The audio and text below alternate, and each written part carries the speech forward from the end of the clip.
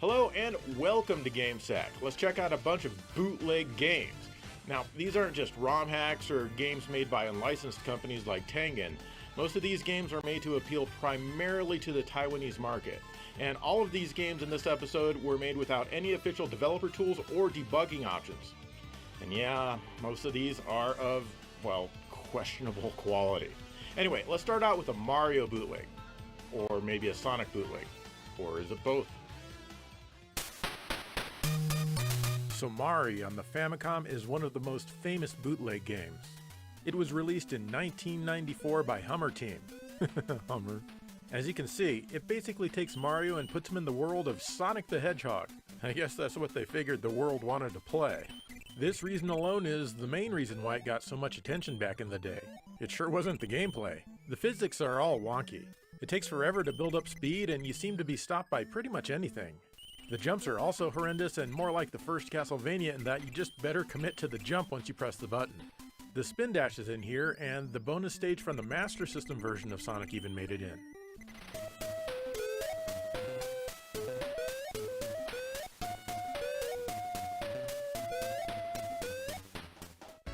There's even a hack of Sonic 1 on the Genesis that adds Mario and basically turns it into Samari, the Mega Drive version. Pretty exciting! Samari got quite a bit of attention from the hacking community by turning it into a proper Sonic game called Sonic the Hedgehog, or sometimes Sonic Improvement. This fixes a lot of the level designs, adds better control, and vastly improved music.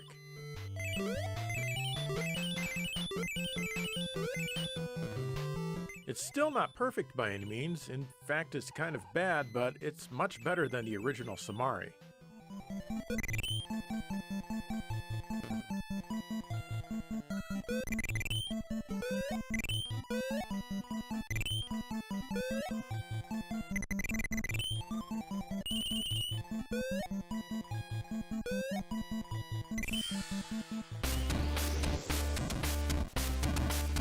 Why would you buy Street Fighter II when you can buy Master Fighter II for the Famicom instead?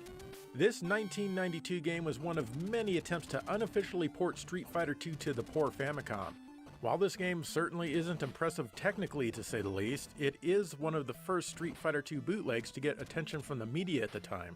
This came out at the peak of Street Fighter II popularity unless you choose from 4 characters. Their stages and music are all here. Well, actually, I think they messed up Zangief's music. Also, check out the people in the background here. They're bigger than the fighters themselves. Of course, everything is very choppy, and it's often hard to tell what's going on. The AI balance is pretty awful as well.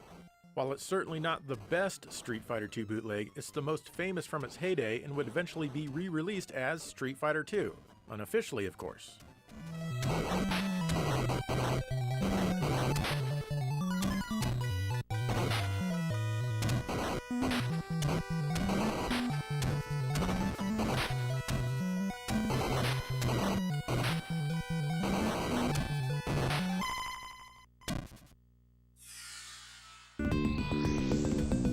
This is Teenage Mutant Ninja Turtles: The Legend Returns for the Mega Drive from Russian developer BMB, and it was released in 2011.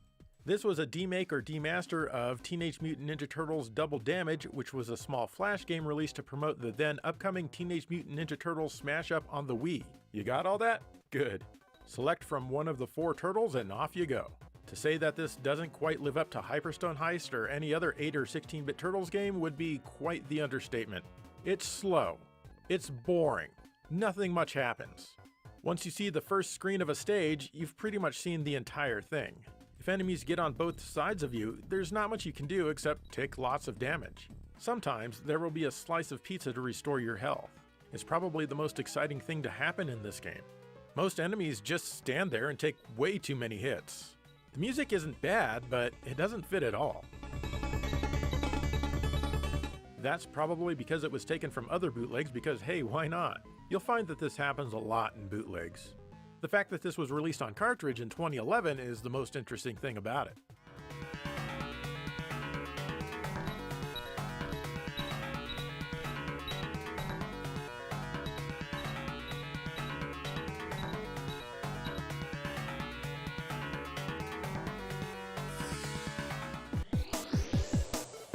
There's also an original Turtles game for the Game Boy Advance called Teenage Mutant Hero Turtles 2.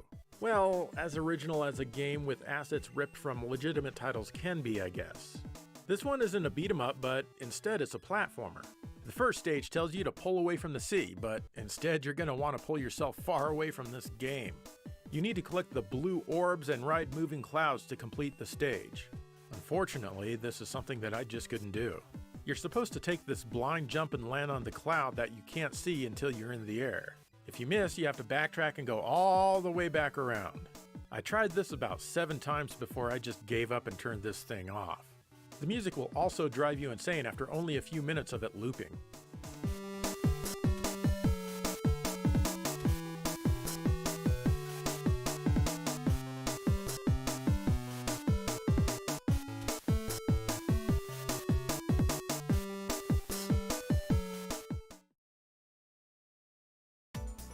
Did you know that the developers of bootleg games often incorporated time travel in the making of their products? For example, the King of Fighters 2000 came out on the Super Nintendo well before it came out on the Neo Geo. It's the truth, check it out. Here's the King of Fighters 2000 from DVC on the Super Nintendo, but of course it's not actually a port of King of Fighters 2000, especially since this was released in 1998. Even though DVC is based in Taiwan, their releases are mostly found in South American countries like Brazil and Argentina. It's quite rare to see a bootleg game on the SNES. I mean, obviously it happens, but the development tools and the reverse engineering of the thing wasn't something that really hit it off with the Taiwanese developers. Anyway, in this game you pick 3 characters for your team. It plays King of Fighters style in that you need to defeat all 3 members of your enemy's team in each match. The AI in this game is so stupid. There's almost no way you can lose. I only lost 1 round because I put the controller down to make a taco mid-fight. This game is quite choppy, as you can see. You might be forgiven for thinking that this had good graphics if you only saw screenshots in a magazine or on the back of a box or something. In motion though, it's a whole other story. The special attacks are all pretty glitchy. Unfortunately, you keep fighting different colored versions of the same characters over and over again. The controls are very laggy as well, which is always an exciting thing to deal with.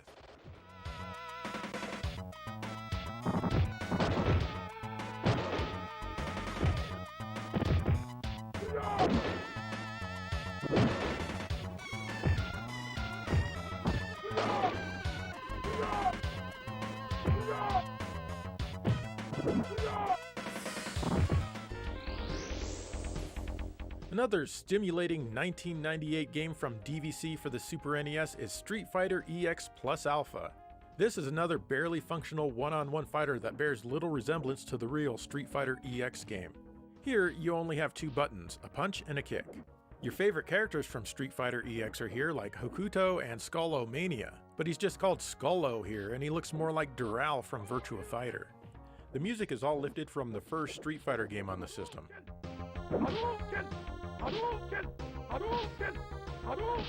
I don't know where they lifted this horrible animation though. Once again, it's almost stupidly easy. I almost feel bad for my Super NES by making it play this game.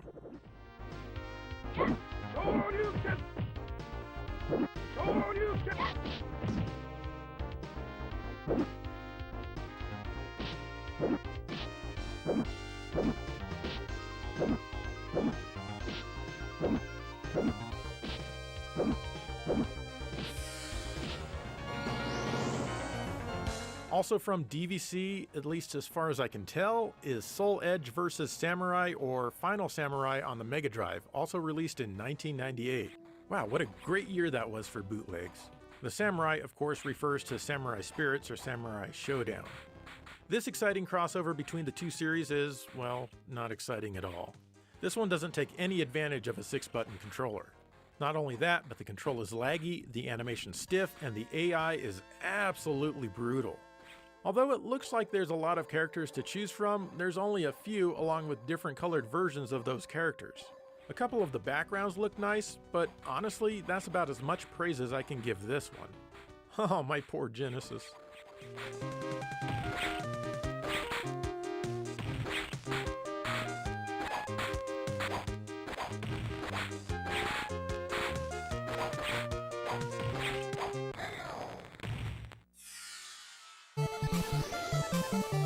Here's the Super Shinobi from Super Game on the Famicom from 1995.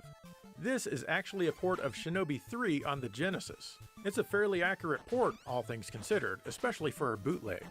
The sprites are big for the console, many of the bosses are still here, and even the music is listenable. This part where Shinobi is grappling on an overhang is smoother than it is in the real Genesis version. Sega should feel ashamed, and I'm sure they do. The game still has a few issues, like not being able to jump during the horseback scene, which makes this stage a bit confusing sometimes. Or these guys, which take like 1,000 hits to defeat. I usually just try to jump past them. And there are way too many of these guys. Still, compare this with Tengen's horrible port of the Master System Shinobi onto the NES, and this comes out way ahead of that. Pretty good for a bootleg, I say. Dare I recommend actually trying it out? Maybe.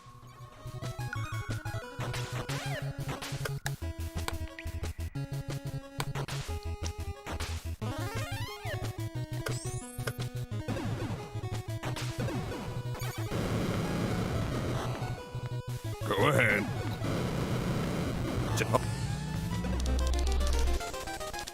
Another Mega Drive to Famicom port is Golden Axe 3 by Wai Sing, also released in 1995.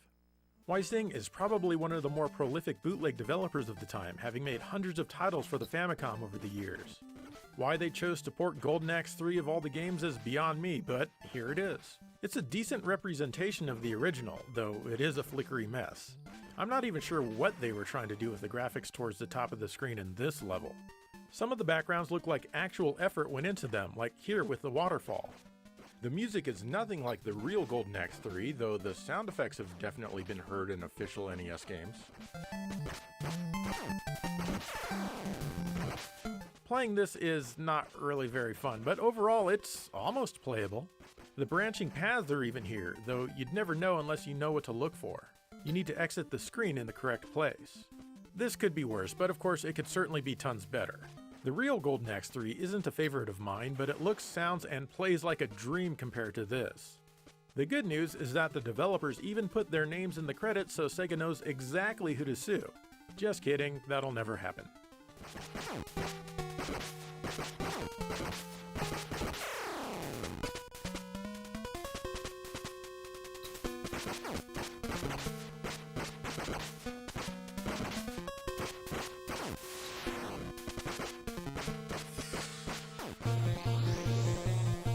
There are a couple of interesting bootleg Aladdin ports for the Famicom.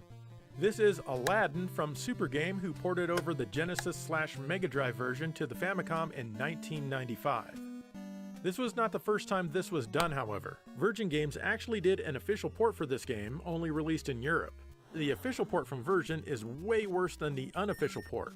It really shows how little they cared about the NES audience, as they just quickly ported over the Game Boy version to the NES. The Super Game version retains a lot more detail and animation found in the original game, and even controls better. Granted, the hitboxes are pretty unforgiving and the jumps are a bit weird. It's harder to time them than the original version. The biggest setback with this port is the length, as it only has 4 levels. The graphics are decent, if a bit monochromatic, and they certainly don't have as many frames of animation as the Genesis original. The music is a pretty good NES rendition of the various themes. Overall, it's cool to see an actual good port of this game on the system.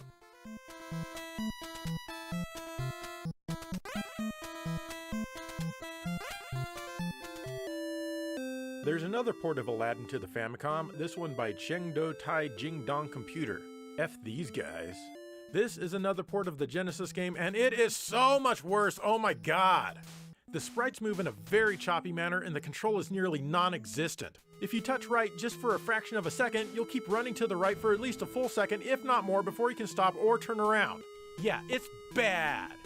There's a stage select right at the start of the game, and that's the only way you're gonna get anywhere in this heaping turd.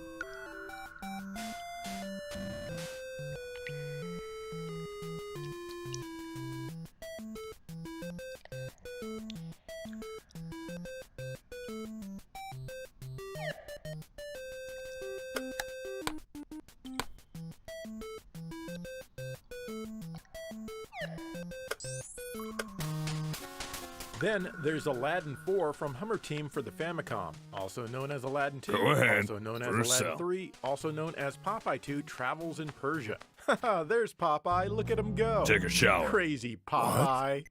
This is a port dry of one. the Capcom version of Aladdin on the Super NES. This remake is quite faithful to the original game from the graphics to even the animation. As you'd expect, though, it's far from perfect, especially when it comes to the controls. He's gonna kill 4 p.m. Gotta be there. No matter what, let's find a way out of this rat hole. Or not to clear a gap. Oh, and you jump with B and you attack with A, and you all know how much I love it when games get these buttons backwards. The music sometimes struggles to even exist, as it may cut out completely at times. Come on, music, try just a little harder, you can do it! So yeah, it could be better, but it's still preferable to Virgin Games' official port to the system. There's a hack for this one called Aladdin Hummer Team Deluxe by the Jabu and Gigasoft, which fixes some of the issues. Many of the graphics have been cleaned up, the button mapping is now good, though the game is still a little slippery. Even the music has been fixed, and it also now sounds more like Capcom NES games like Rescue Rangers and the like. If you want to play the Super NES version on the NES, I'd recommend going with this hack instead of the original Hummer Team effort.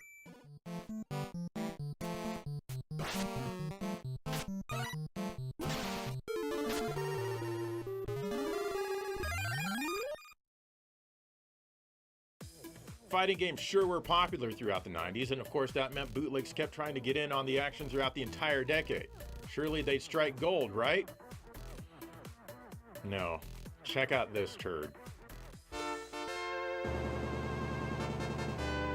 Another infamous bootleg is Top Fighter 2008 for the Mega Drive. Yep, this is the 8th Top Fighter 2000. Actually, it isn't, but it was released in the year 2000. In this game, the greatest fighters from the world of video games take on the greatest sport heroes in the real world. Ever wanted to pit Michael Jordan against Ryu? Actually, I mean Michael Joden. You can even have Muhammad Ali fighting Goku. This game suffers the same fate as most other fighting bootlegs, with laggy controls and buggy music, as well as some pretty unforgiving difficulty. There are only 2 buttons to worry about, and pulling off special moves is frustrating. Who will end up being the top fighter in the year 2000? Do you even care? Now, if you'll excuse me, I suddenly have the urge to buy some brand new Air Jordans.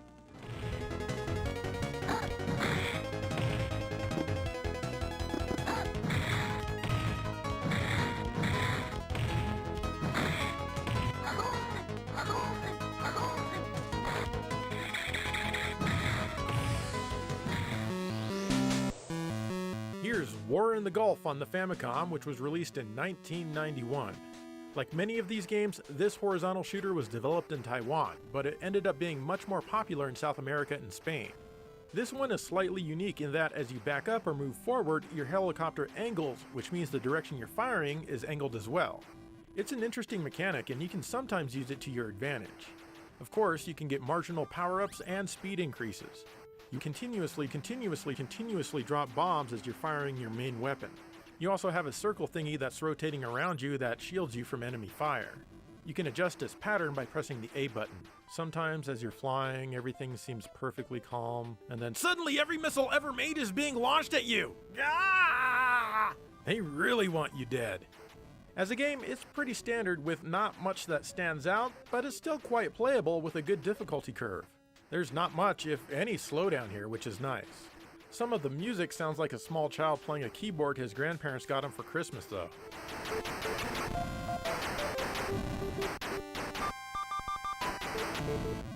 Thankfully, not all of the music is that bad. This title is notable for being one of the long-lost NES games for quite some time until it was finally dumped a few years back. It was released under the name War of the Gulf in Brazil, while in Spain it's known as La Guerra del Golfo.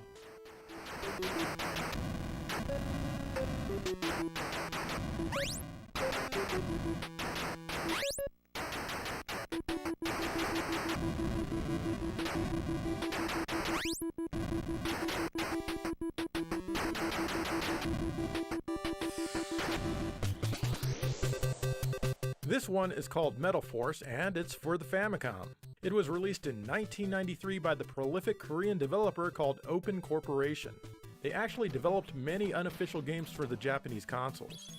Anyway, Earth's explosive overpopulation has caused food shortages and pollution. The Earth Federation develops a plan to colonize alien worlds. But some scientists who refuse to accept control of the new United Nations have joined forces to take over the alien planet.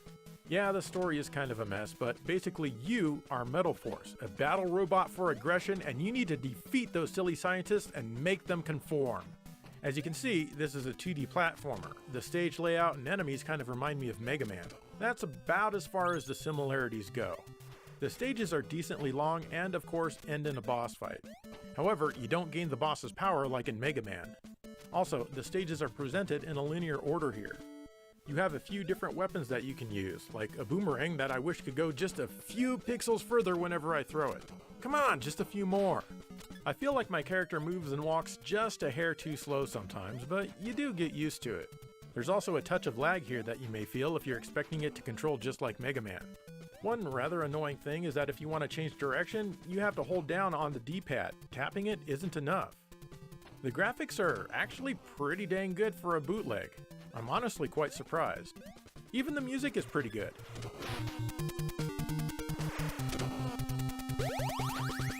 It's not as good as Mega Man music, of course, but what's here certainly isn't horrible. Overall, this is a fairly nice game. If you have the ability to play this, I definitely recommend giving Metal Force a try.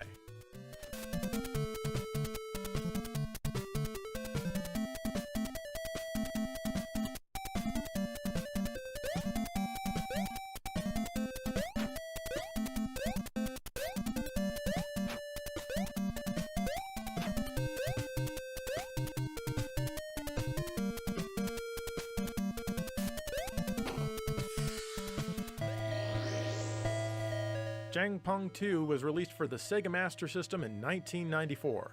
Well, technically it's for the Sanyo Game Boy, which is the Korean equivalent of the Master System.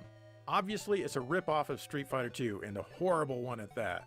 The action is slow, incredibly choppy, has tons of flicker, and only occasionally responds to the controller. Why have a fighting game that runs at 60 frames per second when it can run at 5 instead? That's right, 5 frames per second. But hey, aren't you excited to see the epic match between Chaels and Lee? That's a dream come true.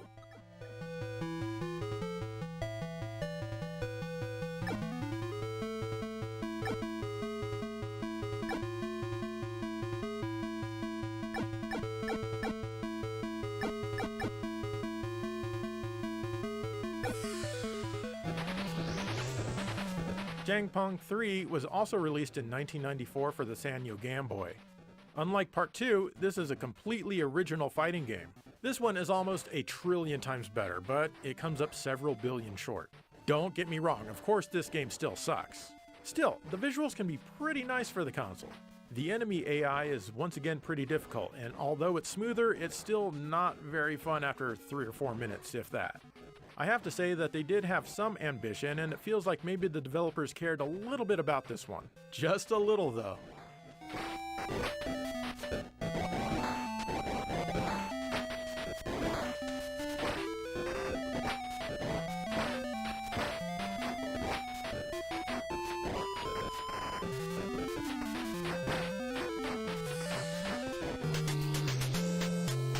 World Heroes 2 Pro from Konisoft for the Famicom is another crossover fighter, though this one might be one of the more interesting ones. It was released in 1994 for the Famicom. You select one of 12 different characters from a wide variety of different games. Ever imagine Mario battling Goku? Well, now you no longer have to dream about it. You can live it right in your own game room. Or Sonic vs. Ryu? How is this possible? Yeah, you can do that in the Smash Bros. Series, but this came out first, which means it's way better. That's how my playground logic works anyway. The game sets itself apart from the other crossover fighters in that it tries to give each character an exclusive stage based on their game. Each character also has their own unique special moves. The music even tries to be representative of each series.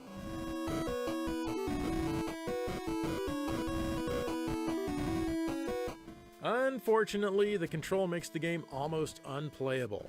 The AI will cheese you into a corner and never let up.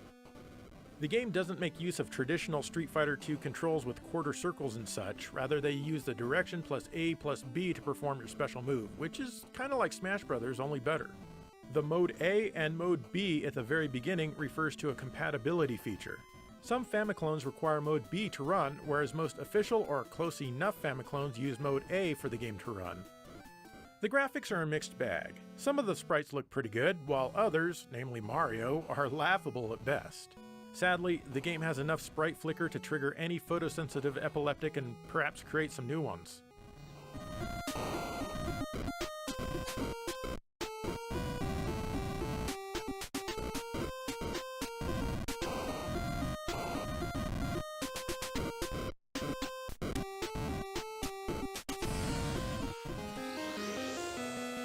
Here's Desert Storm for the Famicom, released in 1996 by the unforgettable publisher 960419. Do you spend a lot of time wishing that Contra were immeasurably worse? You got it! Do you hate yourself and wish to be severely punished? This game has you covered in that area as well. I hope you hate avoiding enemy fire, because that won't be happening here. Most of the enemies are tough to hit. And if you manage to make it to the second stage, you can't even climb up and down these chains like you think you'd be able to. You have to jump and then jump again, I think, to be able to grab back onto them. I never could quite figure it out. The good news is that the sound effects are ripped straight out of Contra. The bad news is that they didn't rip the music as well. What's here sounds like a computer having a heart attack and a brain aneurysm all at once.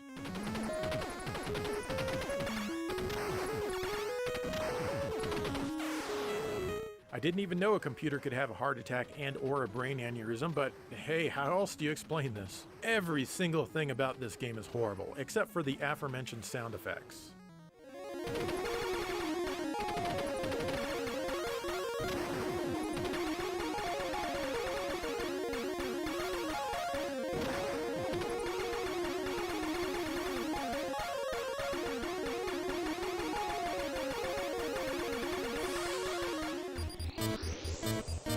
A better bootleg Contra for the Famicom is Contra Spirits, which was released a year earlier in 1995.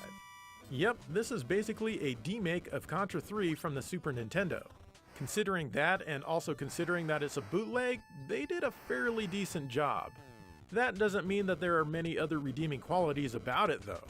Unsurprisingly, Stage 2, which was Mode 7 on the Super NES, is completely omitted here. The game has lots of flicker, which can make the enemy bullets tough to see at times. And of course, the control is all sorts of unrefined.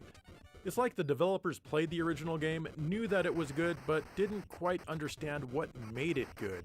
This game does have a few things that make me laugh though.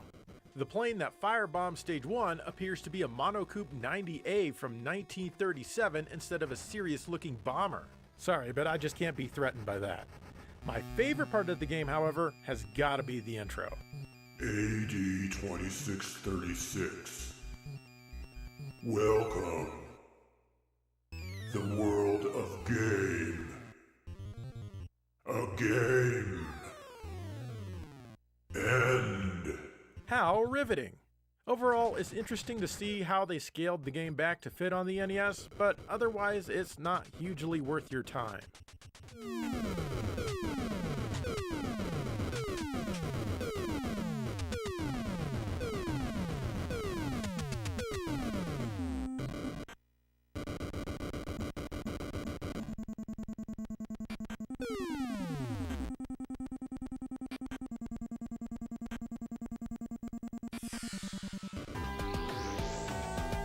Finally, here's Divine Ceiling for the Mega Drive, released in 1991. We talked about this a bit in episode 32, which was creatively called Some Notable Vertical Shoot-'em-Ups. I feel like I mentioned this episode in the last episode. Anyway, this is a vertical shooter by Studio Fazzy, and it plays rather simply considering many of the classic shooters you can find on the very same system officially. The fact that this one was made during the actual life of the console was a gutsy move. As a game, it's not great. Keep killing things and you'll eventually get some minor power-ups. The graphics struggle to approach average quality, with the first stage trying to blind you. Some of the music is better than it has any right to be in such a game. This one is definitely more known for the lewd and nude cutscenes between each stage. They're as well drawn as any anime character in a fully professional game, I'll give it that. Oh, and there's even a lot of story here if you're that into the game. But come on, we all know why you're playing this one.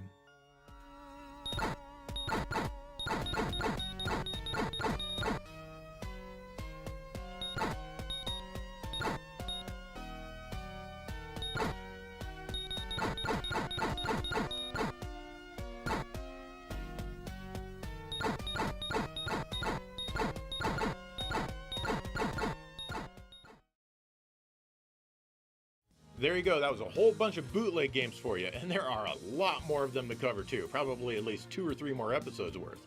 I always find the attempts to rip off actual good games kind of amusing. Anyway, do you have a favorite bootleg game? What is it? Let me know. In the meantime, thank you for watching GameSack.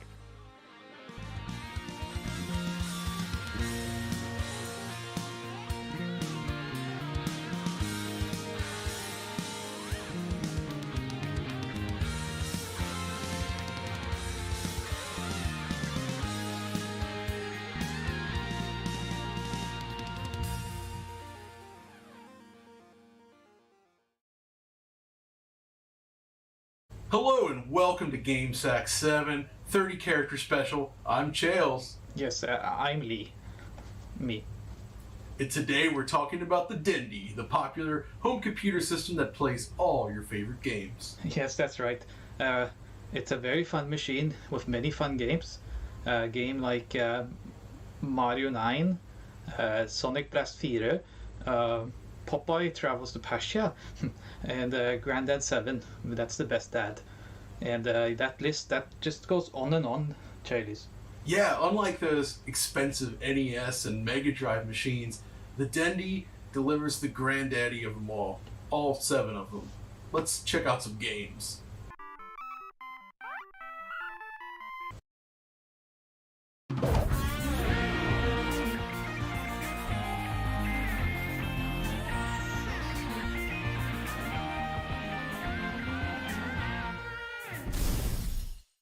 Hello and welcome to GameSack. This time we're talking about the Atari Lynx. I always wanted one of these systems back in the day. I actually even bought one of them. I don't know why I picked it over the Game Gear, but I did. I just wanted a system with a backlit screen that was better than the Game Boy. And let's just say I was not overjoyed with what I bought. So, anyways, enough with that. Joe's got an overview of the system, so let's take a look at that. The Atari.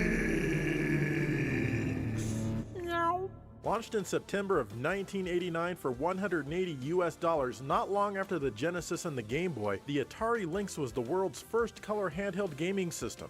It was also the world's first 16-bit handheld.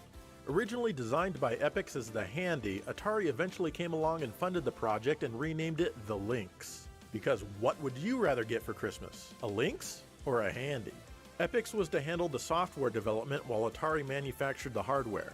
But it wasn't long before Epyx filed for bankruptcy, leaving full responsibility to Atari. The system was designed to be played right-handed or left-handed, and the screen image could be flipped to accommodate either configuration. Some games could even be played vertically. Powering the Lynx were 2 custom 16-bit CMOSs running at 16 MHz each, an 8-bit C5SCO2 running at 4 MHz, 64 kilobytes of RAM, and 4 channels of sound. The 3.5-inch screen had a resolution of 160 by 102 and could display up to 16 colors per scan line out of a total of 4,096.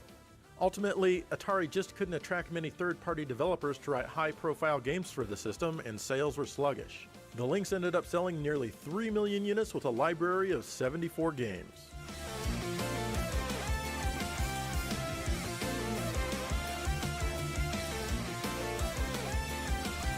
Alright, as usual, very interesting video. I think you missed a few things there, but... Like the scaling blitter? That! I didn't know what the word was for it, but yeah, you missed that part of it. Anyways, we've got a bunch of games to look at, so here we go. California Games is the title that was included with the Lynx when it launched. Unfortunately, I've never really been good at any of the versions of this game as I can never figure out the weird controls. But still, for some strange reason, I like to try. You can choose from 4 different games. Roller skating and frisbee didn't make it into this version. The BMX game is interesting as it now takes place with an isometric view. In other versions, this one's usually played as a side-scrolling event, but this new view doesn't do anything to hinder the gameplay. And I know this for a fact because I'm exactly as inept here as I am in other versions. In the Lynx California games, surfing makes you go to the left instead of to the right. This is the only event that I can do somewhat decently in. The wave has some cool graphical effects as well. I absolutely suck balls at halfpipe and I'm never able to do anything at all except for fall off the board. But I really like the full screen zooming effect, which was absolutely mind-blowing when this came out. At least it was to me. And Footbag, aka Hacky Sack, is just dumb. Why did they even bother making a game out of this? Oh well, this probably wasn't the best choice for a pack-in, but if you actually know how to play the game, well maybe you'll enjoy it.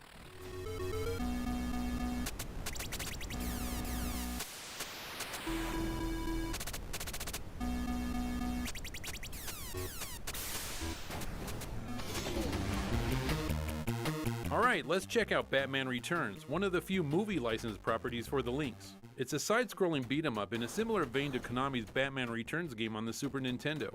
You can attack and jump with the two main buttons. One of the option buttons allows you to switch your attacks between punches, batarangs, and eventually some sort of vials that you can toss. The other option turns the music on and off. It's easy to get beaten up and lose life, but fortunately you can collect bat symbols to restore some of it and also get more batarangs to toss. Sadly, this game just isn't well designed at all. Bombs and dynamite will be constantly tossed at you from behind doors and from sewers. I mean, look at all the dynamite coming from down there. How are you supposed to get past this without taking damage? And then there's this building that explodes, and as far as I know, there's no way to avoid having to take nearly your entire life bar away. I quickly discovered that the best way to get through a level is just to keep rushing to the right and jumping. You'll still take a bit of damage, especially from the exploding building, but it's seriously the best way to make it to the end of the stage. Then you fight the penguin, and it's very hard to avoid his shots because you move very slowly. Not only that, but you have next to no invincibility after you get hit. So I make it past him and on to stage 2. I miss the first jump and I'm dead. That's right, you only get one life and no continues. Whoever designed this one just didn't understand how video games work.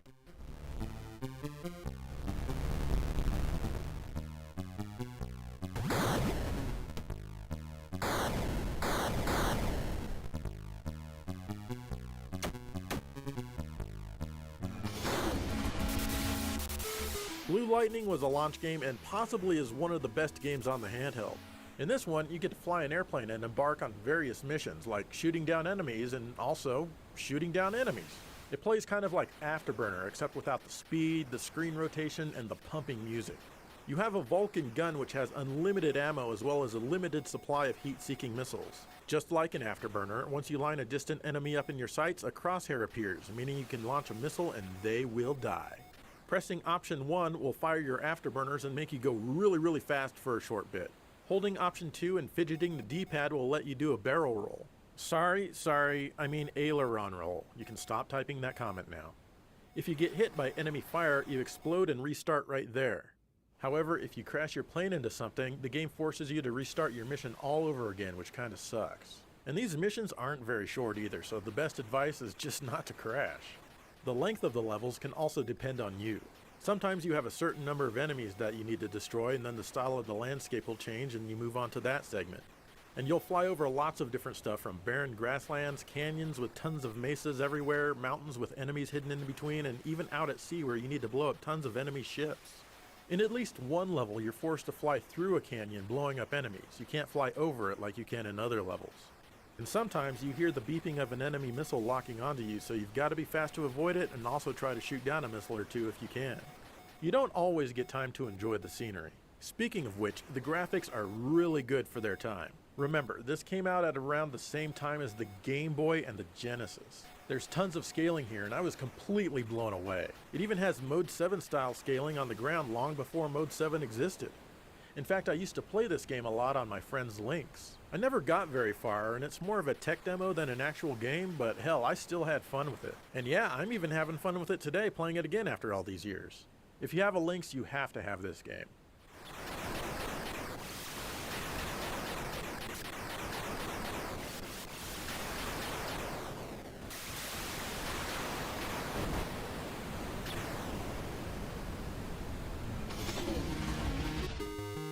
Gauntlet the Third Encounter is one of maybe 5 Lynx games where you play it by holding the system vertically. And yes, this is Gauntlet 3. And of course you get to pick from your favorite Gauntlet characters like a wizard, an android, a punk rocker, a nerd, and what have you. The game plays like Gauntlet except that the enemies are just there. There are no enemy regenerators to find and destroy. You run around collecting items and keys, but you can only carry so much stuff. For example, in the second level, don't pick up any pots of gold because you'll need all of the keys that you can carry to unlock the 1,000 doors that block the exit. It probably works better when you link up multiple systems so you can effectively carry more. The levels can be pretty big, but that's not really an issue. What is an issue though is the music is pretty bad. It's very repetitive and it doesn't ever seem to change. Well, I mean it might, but if it does, I can't get far enough to find out. Still, it's not a horrible game or anything, but it's not one that I'd really go out of my way to recommend to anyone.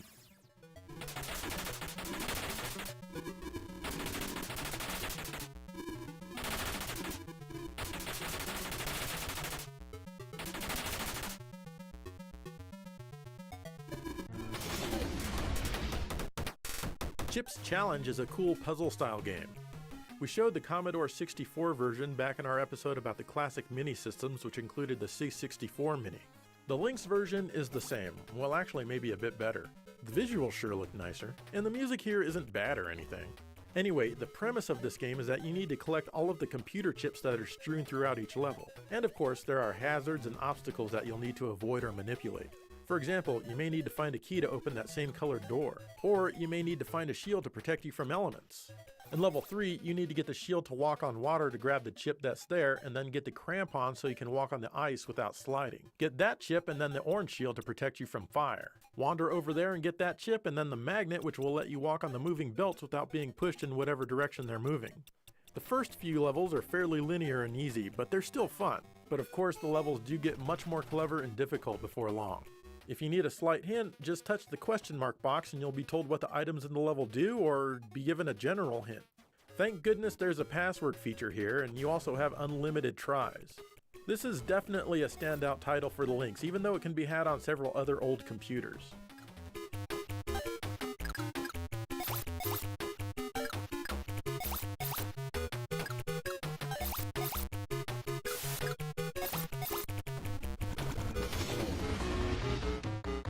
Here's Xenophobe, which originally appeared in the arcade.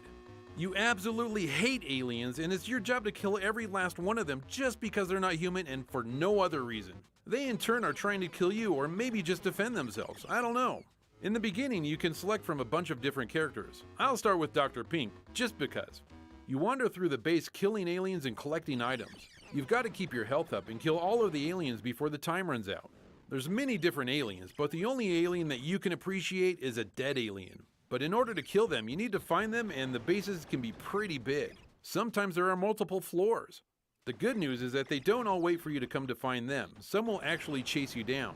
If you die, you can choose another character to continue your quest. You can get bombs to toss and more powerful guns as well. Sometimes the aliens can knock your weapon away, and you'll have to rely on your fists until you can find another one. The game plays very well. I enjoy the 3D-like transitions from room to room, which weren't in any other version of the game, and the stereo sound is cool if you're playing on a Lynx 2. All in all, this is an excellent port of the arcade and kept me entertained.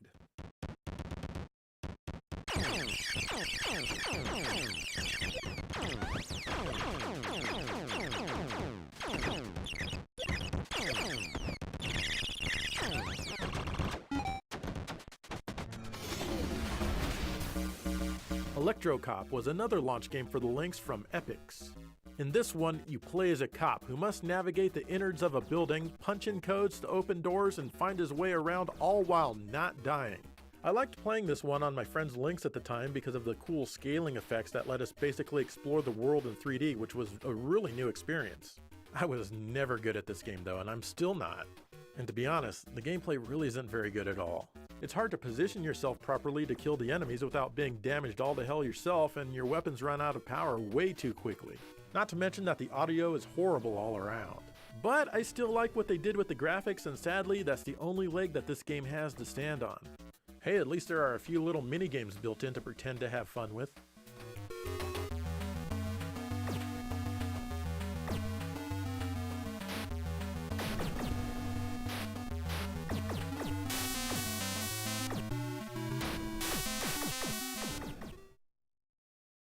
All right, well, we've gotten started, per se. That Electro Cop, that's an interesting idea. I mean, good concept, but, just not executed very well. Yeah, definitely. So it's too bad, too, because I think it could have been a great game. It would have been awesome, like maybe one of the first PlayStation games or something. Who knows? But we've got more to cover, so let's get into it. Ninja Gaiden is even on the links. Alas, it's a port of the original arcade version, which is a beat-em-up. But at least it's a good port for the most part. You run around punching thugs like you would in any beat-em-up. There's some power-ups and items hidden in crates and phone booths and things like that, but I can't figure out how to break them open without being tossed into them by an enemy. This game was made in a time before beat-em-up gameplay was refined, so it's pretty clunky as a result. But otherwise, both the graphics and the music are pretty good. The scrolling is also smooth, which seems to be rare on the links.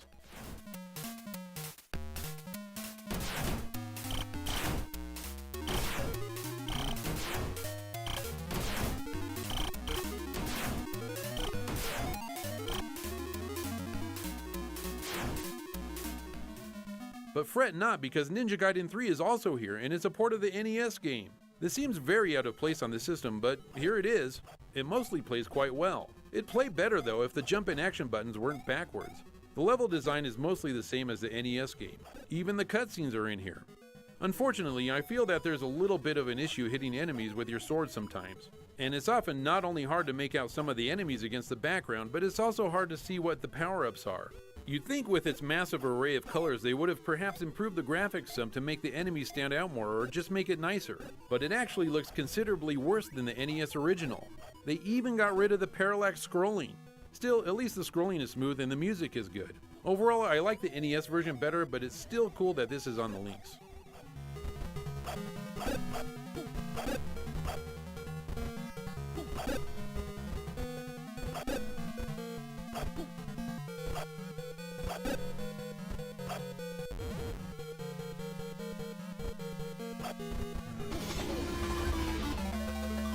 The Gates of Zendikon is an exciting horizontal shooter from Epix.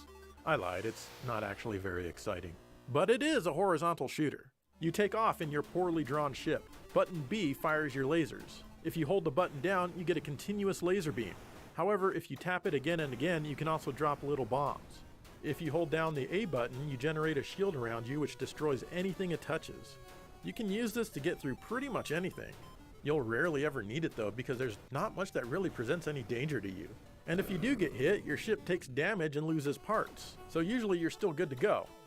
Your goal is to make it to the gate at the end of each stage. Inside the gate, you'll land, your pilot will get out, go down, and take off from another ship for whatever deranged reason. But if you had damaged your ship in the previous stage, well, you've got a new one now. Sometimes, rarely, the landing pads are electrified and can blow up your ship. In fact, these are the only things that ever killed me in the game. You play through level after level, and it's all very slow, and you can feel the hardware chugging. Sometimes, though, it does speed up when there's not much on screen. And there are 51 levels to go through. The biggest challenge in saving this universe is not becoming bored and quitting before you make it through all 51 stages. However, if you do get bored, at least there's a password feature so you can finish it later.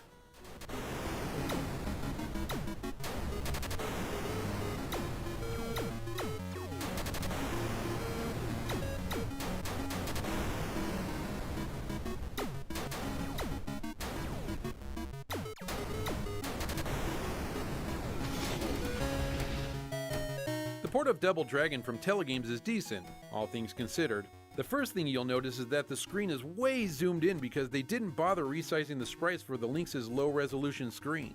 This can cause issues because the screen sometimes gets crowded and it's tough to tell what's going on. Otherwise, most everything is here, it's just abridged. You have your punches and kicks, but in order to jump you need to hold up in one of the attack buttons, which is weird. As a result, I sometimes found myself jumping when I didn't want to. But it's a minor issue, I suppose. You just need to get used to it. Some of the moves are missing. For example, there's no backwards elbow smash unless I just can't figure it out. The game's way too easy with that move anyway. The levels are a bit smaller than the original arcade, but mostly faithful. You even get to jump across the bridge in Stage 3. Sweet! Besides being zoomed in, the graphics are great and mostly look just like the arcade. It would have been better if they sacrificed this to make everything smaller to fit the screen though. Each stage has music you're used to, and it sounds decent for the Lynx, which isn't exactly a powerhouse when it comes to sound. Overall, it's interesting, but I feel it could have been better.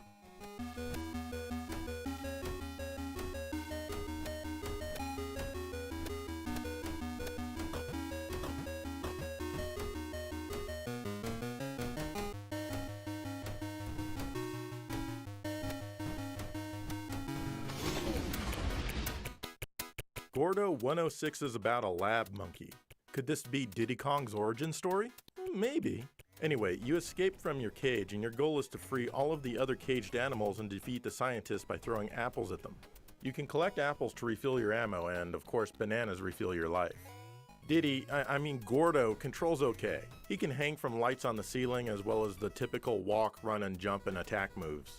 The problem is that if you fall into a hole, you go way down into a dungeon full of flames and gargoyles and whatnot. What kind of laboratory is this?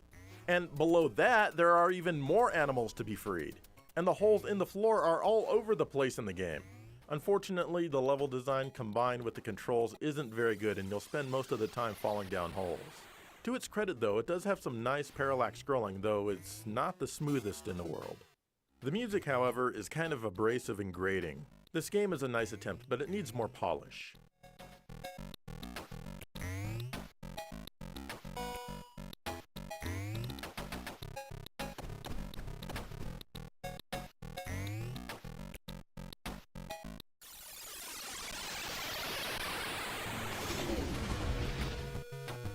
Desert Strike Return to the Gulf got ported to the Lynx, and I've got to say it's pretty good. Actually, it's much better than I expected. Well, there's one thing that's not very good here, and that's my skill playing this game. I still enjoy it though, I just need more practice. Anyway, you play a helicopter who needs to accomplish several objectives in each mission. Sometimes there's a buttload of objectives for your poor lonesome helicopter to complete. And often your objectives require you to blow things up in certain order so you're less likely to be detected by a ton of resistance. So in mission 1 and 2, you need to take out the 2 radar dishes first. You can always pause the game and bring up the map that shows where you are as well as your objectives, and you can cycle through them. There's a bit of slowdown when there's more than just a few things on screen, and it can make turning around tough sometimes. But overall, the graphics are great for the little system, and the scrolling is pretty smooth. The sound is fine as well, but there's no music. That's okay, because the original game didn't have music as you played either. All in all, it's a pretty good port.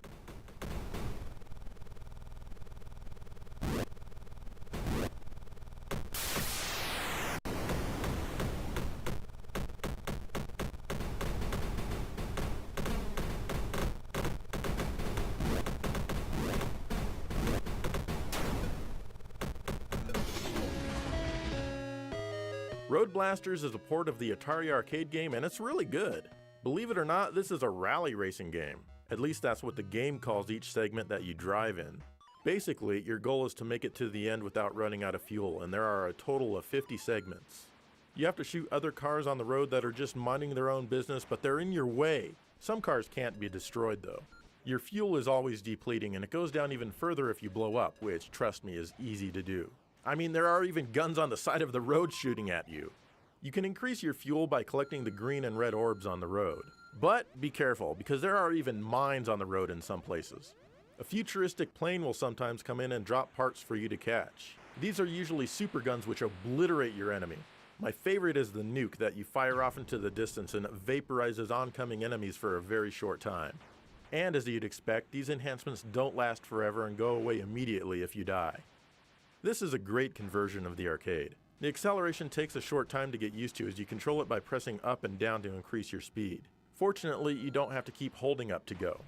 The scaling is well done and everything is extremely fast and not choppy at all. And while there's no music, the sound is done well and even includes voices with that classic Atari arcade quality. Accuracy increases multiplier. This is a great game for the Lynx.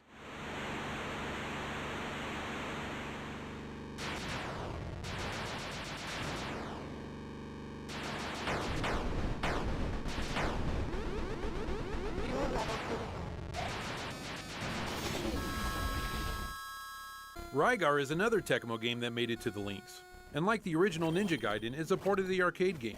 That means it's much more simple than what we saw in the NES. Just run to the right, defeat enemies, and keep running to the right. There's items you can get and even power-ups for your attack, but they really don't matter much because almost everything in this game dies with a single hit. You don't have all the moves you can do with your slingy disc thing that you could in the arcade version, and I was sad to see that cut. But again, it doesn't matter much because it's still hyper easy. There's some platforming to do here and there to break up the monotony just a bit. There's even some climbing. But what really brings it down is the same droning music track that plays over and over on each stage, and it feels like it's only 4 seconds long.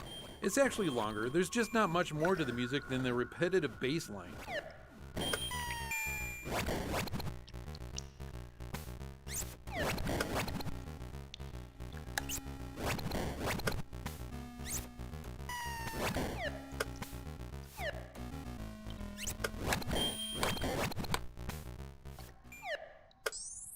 Alright, Dave, I always felt that the arcade version of Rygar wasn't quite up to par with the NES version. It's like one of those games where the NES version is actually better. True. And, same with Ninja Gaiden, it's just like a lot of those Tecmo games, they way improved them when they brought them home. I totally agree with that. But hey, it's, I guess, better than nothing considering the system's library, right? There. Maybe so. Anyway, let's... Mine's all set up too. Even Pac-Land made it to the links. Say, You don't Graf, see this one what on does very your many invention, systems, and it's a well, cool if weird game. The goal is to make Pac-Man run to the right, getting the fairies that you keep under your hat to Fairyland. After you've delivered enough of them, you need to run back home to your family. But watch out for the ghosts, because they are diabolical. You have never seen pure evil like this. They drive in their little cars and sometimes fly in their planes and flying saucers, dropping their children on you. Of course, if you touch them, you die. But there are power pellets scattered around, and if you get one, you can eat them alive. If you die, you seem to be restarted in a random place. Sometimes you get sent all the way back to the beginning of the town, but if you die there, suddenly you're in the woods. This version has the parallax scrolling that was completely missing from the TurboGrafx 16 port, so that's cool.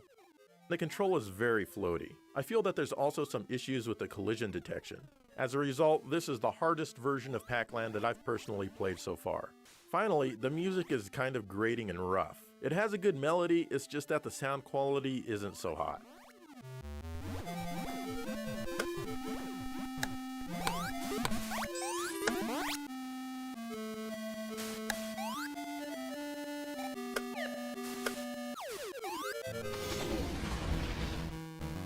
Dirty Larry Renegade Cop is another side-scroller, and it kind of reminds me of Batman Returns. It also reminds me of Techno Cop on the Genesis. You start out in the chief's office getting yelled at for destroying another police car, so now you need to do all of your work while walking around or on the subway. You take to the streets with your gun in your fists. Pressing up jumps, and it's a good thing you don't need to jump much in this one. Button A attacks and B will let you switch between your fists and your gun. You don't want to use your fists if you don't have to, as they're practically useless. You have limited ammo, and fortunately you can get a lot more. Sometimes it just isn't enough though. Your life bar drains quick, and although it can be replenished, you really need to be careful out there. Of course, you only have one life, and when you die there are no continues, just like in Batman Returns. I do like how the baseball furies from the movie The Warriors are in here, and I like the gritty areas you wander through. But the scrolling is really choppy and there's no music at all. The game is pretty rough, and honestly it feels about average for the links.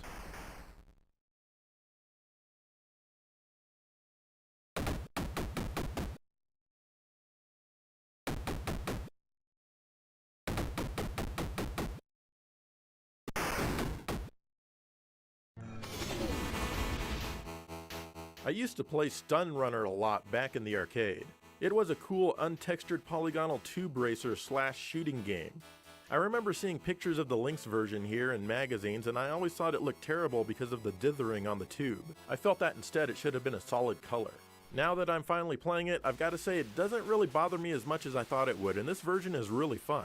There's not much to this game, and honestly that's perfectly fine. Basically, you blast down a road trying to hit boosts and green stars. Certain obstacles and cars can be destroyed with your laser, and of course other obstacles cannot. If you collect enough green stars, you get a shockwave weapon which can destroy indestructible enemies. But of course you need to collect a ton of green stars for each one of these that you use. The frame rate is kind of low, but it really doesn't bother me or make the game less playable. And it's always fun to finish a track and play just one more again and again and again. And there's even a ton of voice here that was brought over from the arcade. You have completed level 4. They did a really good job with this conversion, and you should own it if you have a Lynx. Seriously.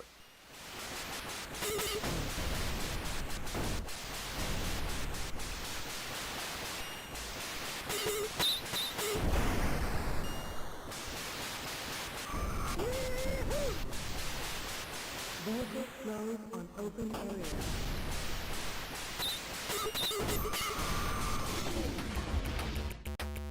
Checkered Flag is a racing game that's similar to Pole Position. You control your F1 car from behind in a third-person view around the track. It controls fairly well, actually. And look at that, I get a trophy and a kiss from a hot woman after finishing a single practice lap all by myself. Okay, maybe I'll switch from practice to single heat. Same thing, it's super easy. Okay, I'll try the tournament mode. Maybe now I'll be able to move up in the ranks and win the world championship. I like that there are rear view mirrors on my car so I can see my opponents. I mean, if there were actually any opponents to see. In fact, every track I race on is a single lap all by myself.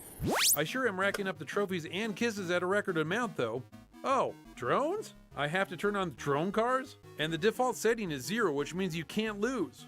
Okay, now there's finally opponents to race against. Boy, this game sure runs slow with all the other cars. Some people really like this one, but I'm not sure why. Overall, it's not a horrible racing game, but it's super easy unless you change the settings, and even then it's just kind of mediocre.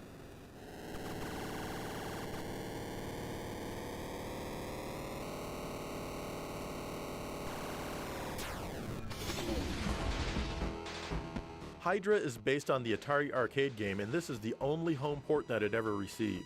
Basically, it's kind of like Road Blasters in a boat. You're given items to deliver, and I guess your shady ass is the best courier that they could find. You set off in your boat and you shoot down pretty much everything that you see along your way. Except most things are shooting right back at you. Be sure you grab all of the money bags that you see, which are attached to balloons. You can collect green balls for fuel and also orange balls, which give you a boost jump. This sends you into the sky, which helps you avoid enemies, and you can also collect things like more money while you're up there. If you crash, you'll lose the item that you're transporting, but you'll be able to pick it up again along the way. The problem is discerning it among the other hazards in the water.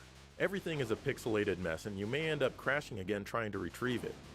If you make it to the end of the stage with the item, you win a kiss from one of the bikini girls. If you fail to deliver the item, the girls will have absolutely nothing to do with your incompetent ass. Between stages, you'll play a bonus round trying to collect as much extra money as you can. Then you'll be able to buy extra weapons and abilities at the shop. One weird thing about this game is that you press down to accelerate. Fortunately, like Road Blasters, you don't need to hold it, you just press down until you're happy with your speed, which is what's represented by the white bar on the left. I like all of the scaling here, and it definitely has that Atari arcade feel, which I also like. I recommend it for sure.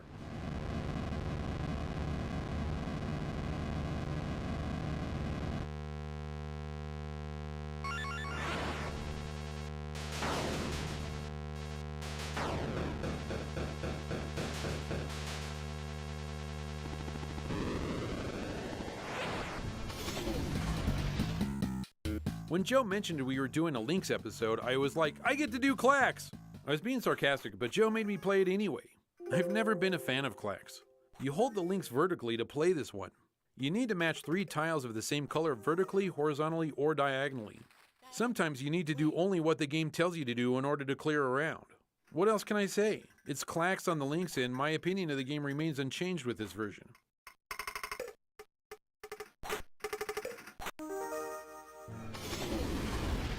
Okay, let's move on to Todd's Adventures in Slime World. The game also appeared on the Genesis and the PC Engine, but believe it or not, the Lynx version is the best. And that mainly has to do with the graphics. The Lynx's scaling abilities are put to good use here to make Slime World pulsate and undulate. Otherwise, the games are pretty much the same. You wander around a maze collecting items, trying to find the exit. You pick up many different types of items from the ground, like slime shields, gun power-ups, jetpacks, and more. Todd has a slime gun that he can shoot to dispatch enemies. But be careful because when they explode, they can get slime on you. In fact, you'll die if you get covered in too much slime.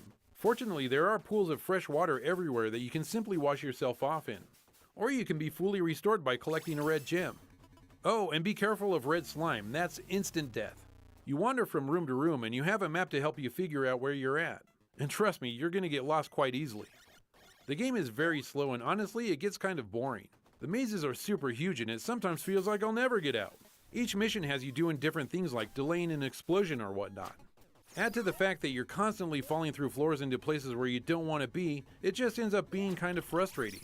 To make it even worse, there's many traps that are next to impossible to avoid, even when you know exactly where they are. You have unlimited lives to keep trying though, and you're going to need them. Like I said, the graphics are pretty good, but the sound is annoying and you'll probably want to turn the volume way down. This was a game that was highly spoken of for the links back in the time, most likely due to its multiplayer aspect when linking several systems together. But as a single player game, I don't feel the game has aged very well.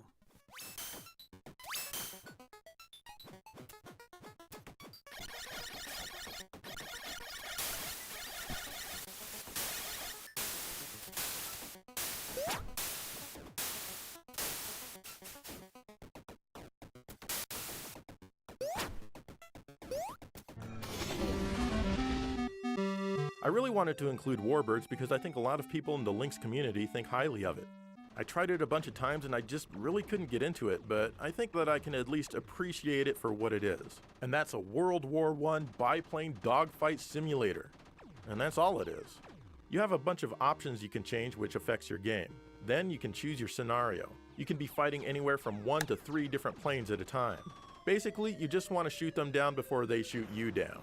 The problem is that once you've played a round or two, there's really nothing left. You've seen everything. Final step. Each scenario of the game takes place over the same boring grassland with the same boring clouds. Stubot? There's not really any It's variety. almost... There is a bit of strategy in the game, like cutting your engines to dive or whatever, but it didn't really add anything for me. There's also Unfrozen. an arcade and a simulation mode, and for the life of me, I couldn't tell the difference. The arcade mode might respond a hair faster to your controls, maybe? Again, I couldn't really tell. I don't know, I'd just rather play Blue Lightning, and I bet you would too.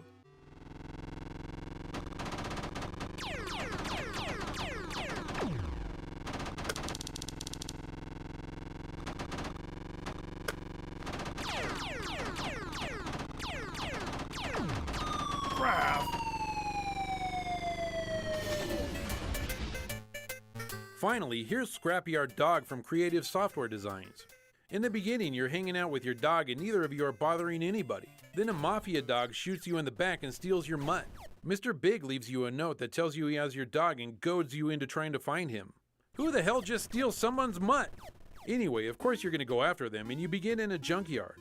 You're armed with a very strange grenade for a weapon. From what I can tell, it does one of two things when it hits an enemy.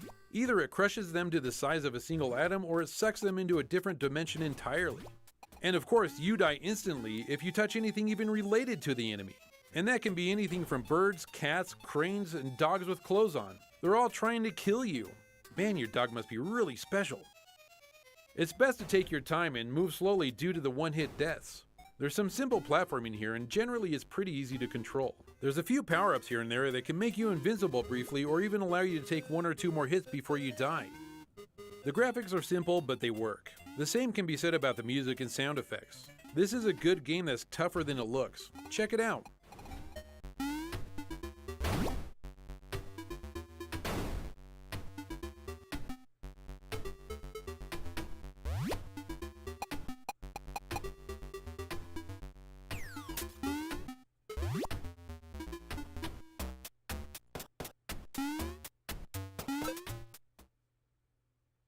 All right, and that's pretty much the Atari Lynx for you. I think it's a system that was way ahead of its time. It's very interesting, but I wish the library could have been a lot better. Yeah, that would have actually made the system much more enjoyable. It's just some games that were kind of heavy hitters, but it just was just mediocre. Indeed. And Dave has an announcement for everyone. I do? You do.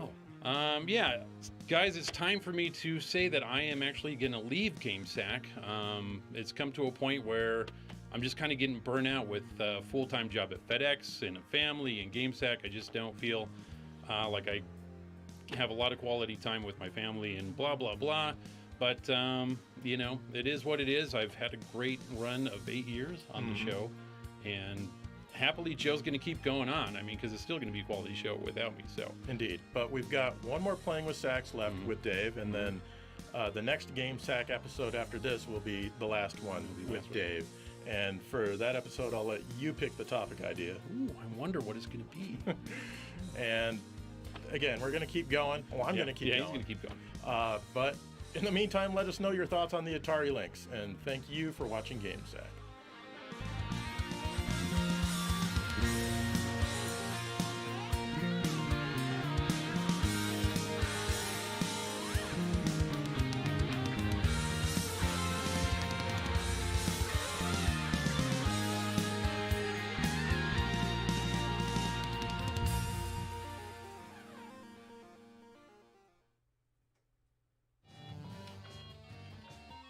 are you doing, Joe? I'm playing the Atari Lynx portable video game system, Dave.